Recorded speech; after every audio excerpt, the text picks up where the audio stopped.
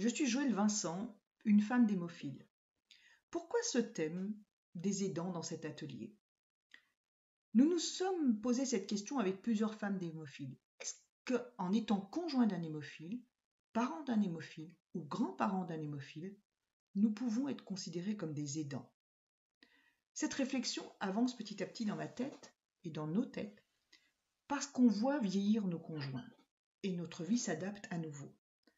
Parce que nous devons assumer des tâches physiques à la place, et nous vieillissons également, donc cela devient de plus en plus complexe.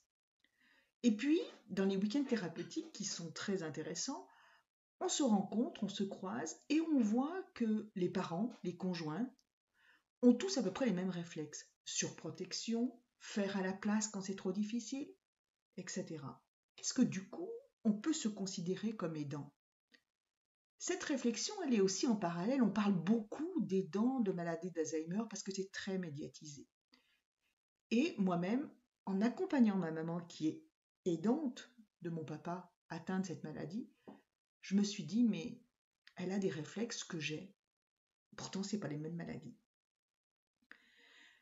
Et puis, en échangeant avec plusieurs personnes ici présentes, on s'est dit, oui, peut-être qu'il faut qu'on s'arrête un moment pour réfléchir ensemble là-dessus.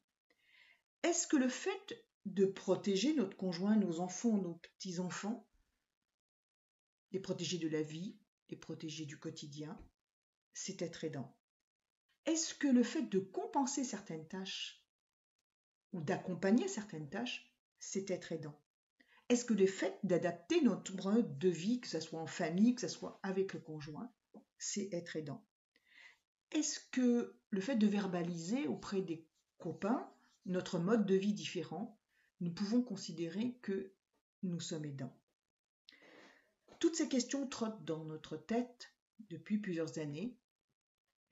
Est-ce que c'est parce qu'on vieillit et que l'âge de la vie fait que nous réfléchissons différemment au fur et à mesure et que nous allons encore réfléchir au fur et à mesure? Et du coup, nous allons tous être peut-être confrontés à des questionnements comme ceci au fur et à mesure que les enfants vont grandir, au fur et à mesure que nos conjoints vont vieillir. D'où l'important, peut-être aujourd'hui, de s'arrêter dans cet atelier ensemble pour savoir si nous sommes aidants ou non, ou si nous sommes accompagnants et pas forcément aidants. Bonne réflexion à tous.